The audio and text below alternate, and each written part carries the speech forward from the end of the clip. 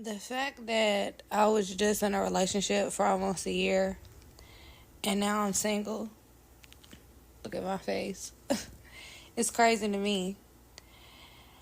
When a motherfucker say a couple seconds can change your life, like, I swear to God.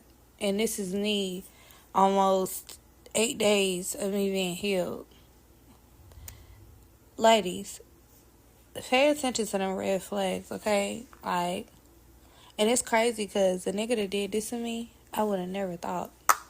I would have never thought. Like, that was not Big Baby. That was not. I used to tell people, oh, he's so sweet. He's so sweet. He's so sweet. He'll never do that to me. Niggas be never evering. I swear to God. Alright, guys, so I know it's been a couple days, so I am going to go ahead and do the story time on how my boyfriend bit my lips off and I had to get reconstructive surgery. So for people that didn't see my video that had went viral a couple days ago, this situation did take place back in March. I may have to break it up in a couple parts, so please bear with me, as this is something that I am still physically healing from, emotionally healing from, so please bear with me. Okay, so boom. Me and my ex, we had been together for about 10 months. This isn't a stranger. I've been knowing him since high school, and I graduated in 2014, so we've been knowing each other for a good chunk of time. For the people that was asking me and want to know if there was like past abuse or if this is something that I have been going through with him, no. This is not anything that I have been going through with him. However, there were red flags, and I will discuss that during this story time.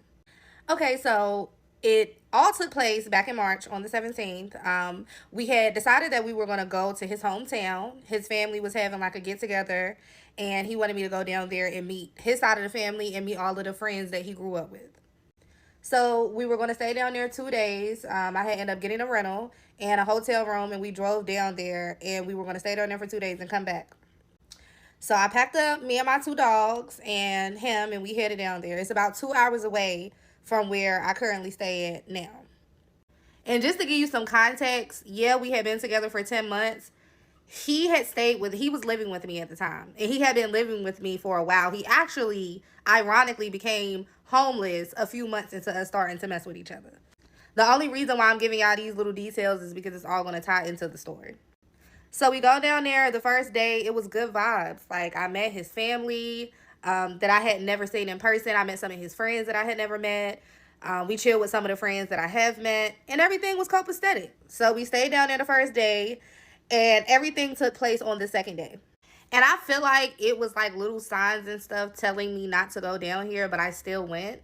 Anyways, not anything that he did, but for instance, they were supposed to be having like a little family get together. They decided the day of us coming down there that they weren't going to have it on that particular day. However, the rental was already paid for. The hotel room was already booked. So we just decided, hell, it's only 2 hours away. Might as well go down there and see your family. So we went. So again, on the second day, we wake up. I go meet his best friend. His best friend that he's been friends with since he was 8 years old. We go out to eat. We have a good time. We decided that because we had drove down there straight after work and we hadn't really gotten a lot of sleep, that after we had went to eat, we were going to go back to the crib, take a nap, and then we were going to get up and we were going to chill with everybody because it was going to be our last night down there. And we were kind of rushing for time because both of us had to be to work the next day. Like the day that we were coming back, we had to be to work. So boom, we go out to eat, we have a good, dinner, and then we go back to the room and we lay down. When we wake up, we decided that we were going to go drink with his aunt, and then we were going to go chill with his other homeboy. We're going to call this homeboy B. So we end up waking up, we go chill with his aunt. No, I do want to give y'all a couple little, tips. First of all, when we came down there, we were only down there for 2 days. We had 2 bottles. The first bottle got gone the first day. We had shared that bottle with maybe 5 other people. So that bottle was gone. We had the second bottle. So when we got to his aunt crib, I told him, like, hey, being that we have multiple places that we're going, it's probably not the best idea to drink this whole bottle at your aunt house. But of course, that shit went in one ear and out the other. The whole bottle got drunk at his aunt crib. It was good vibes. We was all laughing, playing games, doing what we do. So his aunt is like, oh, I got this other bottle that I forgot about. Let's open that up. And I told him, I'm like, hey, I don't want us to get too drunk. Like, let's pace ourselves because we still have another place we have to go. He didn't give a fuck. He didn't care at all. He got fucked up. He was drunk as hell. Mind you, I am the only licensed driver. The rental is in my name. So he decided that he did not want to go chill with homeboy B. He wanted to go chill with homeboy A. I have to give y'all a little backstory on homeboy A. Homeboy A got a baby mama. I had met the baby mama before. We had like FaceTime with each other. We done talked to each other on the phone prior to me meeting her in person. When I met her in person on day one, she was cool. Everything was fine. She was kind of standoffish for real, because she was in her room. But from what I seen, she was cool. Now, the second day, the first thing we did is went over to homeboy's A house. Okay? I know homeboy A. Homeboy A has spent the night at my house before. He's came to our hometown. So I've had a history with homeboy A. He's cool. However, the second day I came there, the baby mama was a little off. And the reason why I say this is because the way that she was acting was off, how she was dressed was off, and I just kind of got weird vibes from her. And when we left homeboy's A house that morning of the second day, I told my boyfriend at the time, I said, hey, I don't think that we should go back over here. The reason why I say that we shouldn't have gone back over there is because homeboy A, baby mama, and my boyfriend at the time had a history with each other prior to us being in a relationship. And my boyfriend told me that him and homeboy A fell out a few years ago because homeboy A, baby mama, and my boyfriend at the time was fucking on the low. Yeah.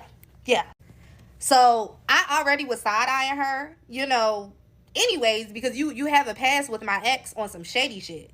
You cheated on your boyfriend with his best friend, So I'm already looking at you sideways. And on top of that, he's not the only homeboy that she's had sex with. Keep it a buck. And I don't care if anybody from my hometown see my story time and they get mad at what I'm about to say. But she confessed to my ex-boyfriend that she slept with homeboy A biological brother. So that's the context that I want to give you. She was a hoe. But somehow we ended up at homeboy A's house. We were supposed to go to homeboy B house, but somehow we ended up at homeboy's A house after we left the aunt crib. I was upset about it because I feel like as a woman, I've already expressed to you that I'm not comfortable, and you're putting me in a fucking uncomfortable situation while both of us is under the influence. Now, I wasn't drinking as much as him, but I still had some alcohol in my system, so it's like you're putting me in a weird spot. So we pull up to the crib. I tell him how I feel. He's not really like giving a fuck about what I'm saying. So I'm starting to get a little irritated, and of course we start arguing. Guys, I'm so sorry. My time is running out. Give me a second for part 2. All right, guys. Y'all been on my neck in the comments, okay? I had to work. I had to get some money. All right, so story time part 2 on how my ex-boyfriend bit off my lips and I had to get reconstructive surgery. So we were at the part of us pulling up to homeboy A's house. Now, I do see a lot of comments, so I do want to clear some things up. So I did mention that I was the only licensed driver between me and him.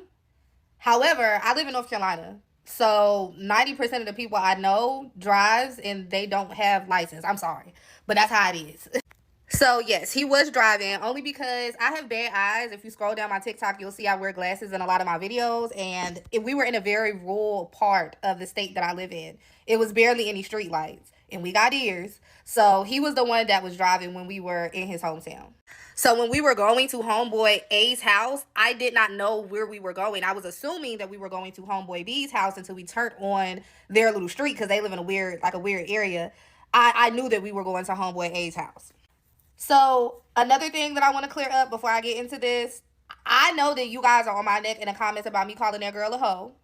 And she is a hoe, and I'm going to tell you guys why I think she's a hoe. So, mind you, homeboy A, baby mama, slept with my ex-boyfriend, but that is not the only homeboy she slept with. She slept with my ex-boyfriend 2 years prior to me and him getting into a relationship. Less than a year ago, she confessed to my ex-boyfriend that she had sex with homeboy B. Now, I'm about to gag y'all. Homeboy A and homeboy B are biological brothers with the same mother and father. So if this girl can have relations with my ex and the brother, you got to be a hoe. What else qualifies you? So when we pull up to the house, I immediately let him know that, why are we here? I don't want to be here. However, I'm not a confrontational person. I don't like to get into it. So instead of me just like saying, "Hey, let's go," I said, "Hey, I understand that you don't get the opportunity to see your homeboys a lot because y'all stay so far away from each other. So what I'll do is I'll stay in the car and you can go in there and chill. I'll take me a nap." He did not like that. He wanted me to go in the house. He wanted me to be in the mix, and I just didn't feel like that was fair to me. I felt like he was being very inconsiderate. So it definitely did start an argument. We were arguing for maybe about 10 minutes. Mind you, it's 1 o'clock in the morning. We in a little country ass town. It's not a lot of people that live in that area. So apparently, when we got out the car, because I finally just said, you know what, I'll be the bigger person, and I'll go in here, and I'll do whatever. I'll play that role.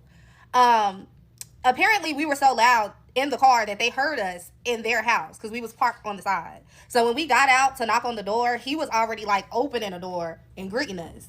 And when he opened the door, he was like, "Nah, pretty much y'all can go back home." Which I thought that was kind of fucked up. I thought it was fucked up because homeboy A, as I stated in my first part, I know him. He's slept at my house before. He's actually slept at my house several times before because he was too intoxicated. He couldn't drive back to his house, so I let him spend the night. So I thought that was kind of weird, that he was just shooing us away. But nevertheless, I digress. I understand they got kids. So I didn't argue. I didn't fight it. I turned around and I looked at my ex and I said, "Hey, let me get the keys." This is where shit started to get weird. So I tell him, "Let me get the keys." He doesn't want me to drive for some odd reason. For the people asking in the comments, yes, I paid for the hotel room and I paid for the rental. Yes, I'm a dumb bitch. I get it. I get it. Okay? I was stupid. So me and him is arguing about who's going to drive back. At this point, we're probably about maybe 8 feet apart from each other. He's standing on one side of the car. I'm standing on the other. And as we're arguing, he's making his way around the car to the passenger door. And I'm still probably about like 3 feet back from the passenger door. So I'm not right up on the car. So it gets to a point where we kind of like standing face to face. Now, at this point, the argument has gotten past who's driving home. Now we're saying things to hurt each other.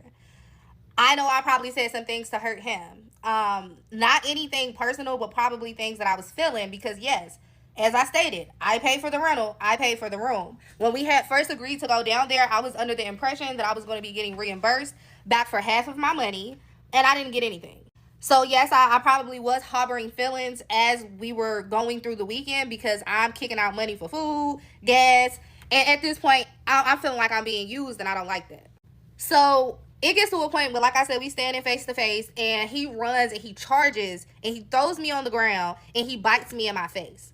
Now, before he bites me in my face, we were kind of like wrestling a little bit because he got my arms pinned back, and then he bit me in my face. I'm screaming.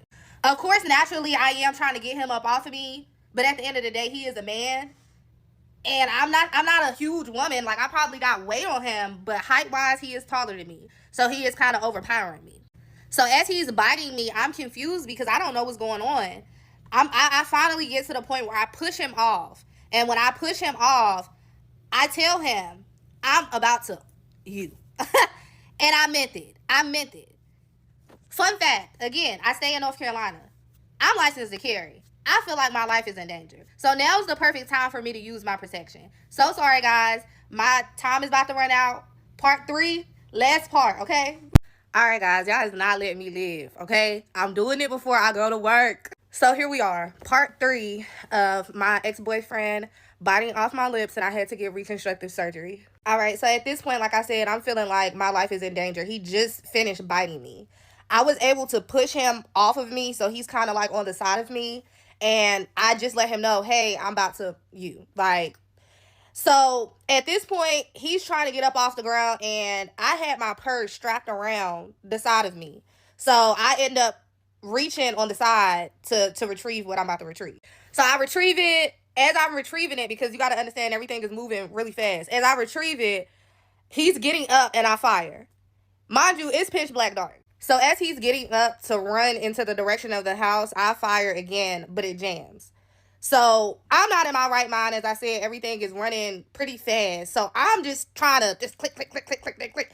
Ain't nothing working. So I'm getting upset. As I'm doing that, I'm also walking up to where, the house is at. I jiggle the doorknob, it's locked. I try to kick it down, it's locked.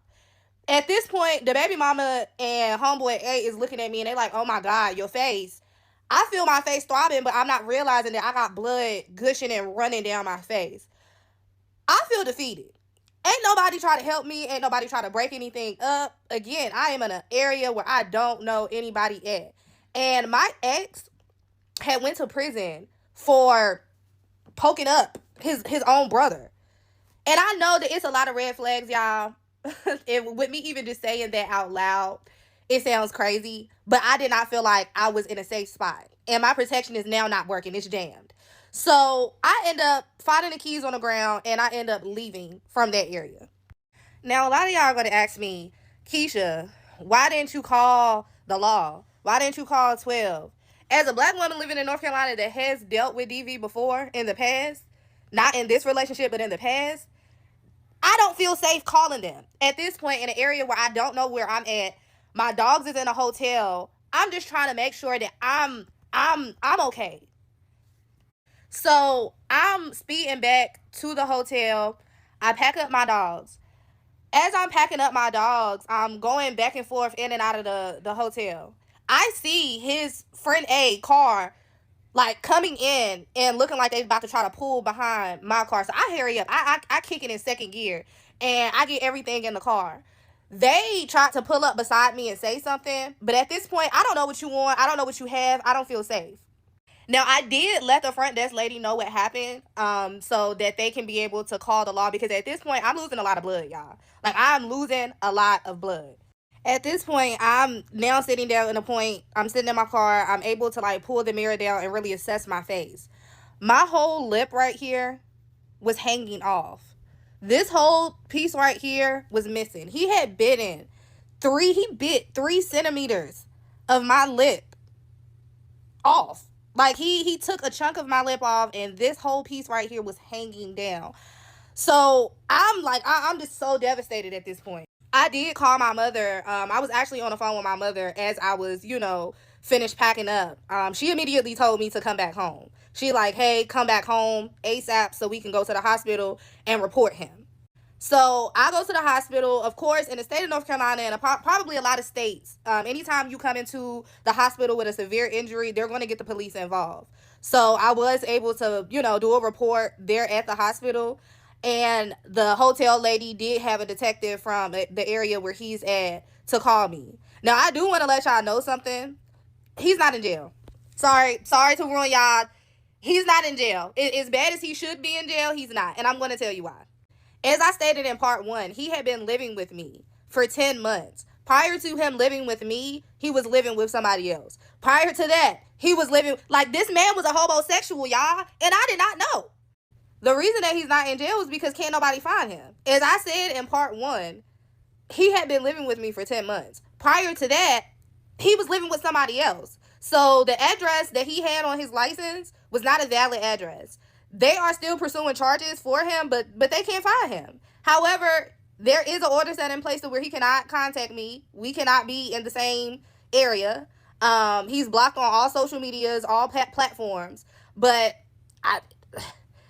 nobody can find him. But I do know going forward, that is a situation that I would never, ever turn around and deal with again. And I wanted to put my story out here for the young ladies. When you see those red flags, please be better than me and leave at the first instant. At the first red flag, leave. And I did also make a comment about him going to prison, about another situation with his brother. He had made it seem like to me that he was protecting his mother. Like his brother was trying to attack his mother, and that's why he poked up his brother. So that's the reason why I didn't look at him crazy when he told me that. But this is my story time. Y'all been on my neck for it, so here it go. It did displace me out of work for a while, but I am back in my job. As y'all can see, I'm healing pretty good. I still go through pain. This whole part of my lip is, a replacement. They had to take this skin from somewhere else, so this is still healing. There are still days where I am still in a lot of pain, and they told me that it's probably going to take a full year before I'm able to, fully get back to myself. For anybody that might got some products about any scar removal or anything like that, please let me know, because I'm definitely interested. And unfortunately, guys, my life is crazy, so this isn't the first time that I have encountered a psycho. So if you guys want to rock with me, y'all want some more story times, just let me know. I'll provide it for you.